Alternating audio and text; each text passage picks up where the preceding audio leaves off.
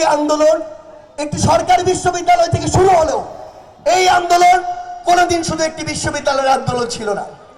এই আন্দোলন যেদিন আমি ঢাকা বিশ্ববিদ্যালয় থেকে আমি আমার ভাই বোনেরা আমাদেরকে বাধ্য করে বের করে দেওয়া হয়, সেদিন আমরা ভাবছিলাম এই আন্দোলন মনে হয় শেষ হয়ে গিয়েছে, শেষ হয়ে যাচ্ছে।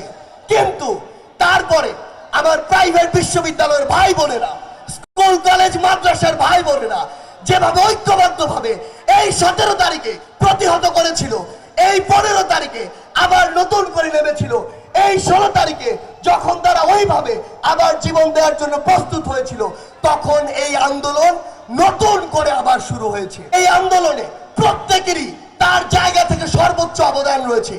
আমাদের কোনো প্রয়োজন নেই কাউকে ছোট করার, কাউকে বড় করার, কারণ আমরা জানি না কে কার জায়গা থেকে কতটুকু সাফার করেছে, কতটুকু কষ্ট করেছে আমরা জানি না। ওই হাসপাতালে